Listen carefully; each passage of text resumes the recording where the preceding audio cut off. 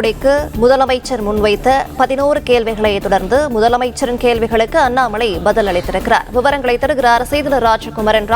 வணக்கம். விரிவான தகவல்களை பகிரலாம்.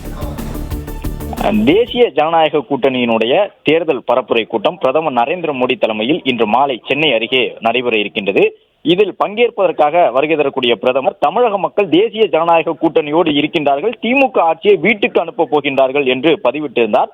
அதனை மேற்கோள் காட்டி தமிழ்நாடு முதலமைச்சர் அவர்கள் 11 கேள்விகளை முன்வைத்து தன்னுடைய பதிவினை எழுதியிருந்தார். தேர்தல் வரும்பொழுது மட்டும் தமிழ்நாட்டிற்கு வரக்கூடிய பிரதமர் அவர்களே உங்களை நோக்கி 11 கேள்விகள் என்ற அடிப்படையிலே பிரதமரை நோக்கி முதலமைச்சர் கேள்விகளை எழுப்பியிருந்த அந்த பதிவை மேற்கோள் காட்டி பாஜக முன்னாள் மாநில தலைவர் அண்ணாமலை அந்த கேள்விகளுக்கெல்லாம் பதில் சொல்லக்கூடிய விதமாக இந்த பதிவினை எழுதியிருக்கின்றார். திமுக கொடுத்த தேர்தல் வாக்குறுதிகளில் 10% கூட முழுமையாக நிறைவேற்றவில்லை முதலமைச்சர் என்று சொல்லி இருக்கின்றார் அண்ணாமலை. அது மட்டுமல்லாமல் சமக்கிர சிக்ஷா தொடர்பாக முதலமைச்சர் எழுப்பியிருந்த கேள்வியை சுட்டிக்காட்டி இருக்கக்கூடிய அண்ணாமலை, PM ஸ்ரீ பள்ளிகளை தமிழகத்தில் கொண்டு வருவோம் என்று கடிதம் கொடுத்தது நீங்கள், பின்னர் அந்த கடிதத்தை கொடுத்துவிட்டு நீங்கள் அதை நிறைவேற்றாத சூழ்நிலையிலே திட்டத்திற்கு மத்திய அரசு எப்படி நிதி ஒதுக்கும் என்ற கேள்வியினை எழுப்பியிருக்கின்றார்.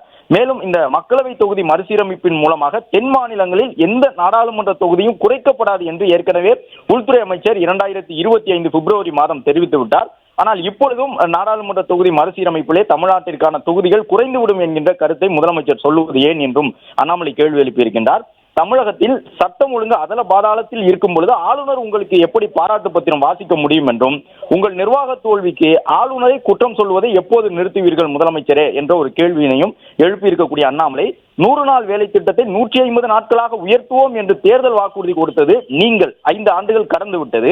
ஆனால் அதற்காக சிறு முயற்சி கூட எடுக்காமல் மத்திய அரசு தற்பொழுது அதனை 125 நாட்களாக உயர்த்தி இருக்கக்கூடிய சூழலில் 100 நாள் வேலை திட்டத்திலே இனியும் உங்கள் கட்சியினரால் ஊழல் செய்ய முடியாது என்ற இயலாமையால் இப்படி புலம்புகின்றீர்களா எனவும், எய்ம்ஸ் கட்டுமானம் வேகமாக நடந்து கொண்டிருக்கின்றது, வேங்கை வயலுக்கு செல்ல முடியாத முதலமைச்சர் மதுரைக்கேனும் சென்றிருக்கலாமே, முதலமைச்சர் மதுரைக்கு செல்வதை யார் தடுத்தார்கள் என்ற கேள்வியினை எழுப்பியிருக்கக்கூடிய நிலையில் இந்த ஆண்டு மதுரை எய்ம்ஸ் மக்கள் பயன்பாட்டிற்கு வரும் என்றும், அதே நேரம் எய்ம்ஸ் குறித்து கேள்வி எழுப்பக்கூடிய தமிழ்நாடு முதலமைச்சர் மதுரையிலே வேளாண் பல்கலைக்கழகம் அமைப்பதற்காக ஒரு செங்கலையாவது எடுத்து வைத்தாரா என்று கேள்வி எழுப்பியிருக்கின்றார்.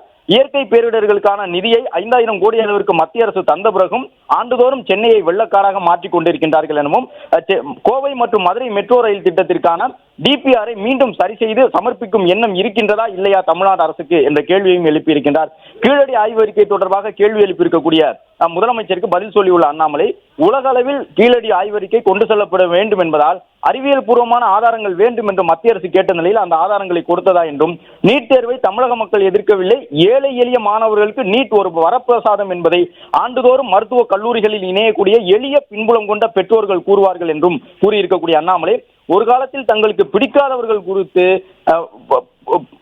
அவமானப்படுத்தக்கூடிய விதமான கருத்துக்களை எல்லாம் பதிவிட்டவர்கள் இப்பொழுது AI காலத்திலே அதே மாதிரி அணுகுமுறையை தொடராதீர்கள் முதலமைச்சர் அவர்களே என்றும், இனியாவது மக்களுக்கான அரசியலை முன்னெடுக்க கற்றுக்கொள்ளுங்கள் என்றும் முதலமைச்சரை சுட்டிக்காட்டி அண்ணாமலை பதிவு செய்துள்ளார். விவரங்களை வழங்கியமைக்கு நன்றி ராஜகுமரன்.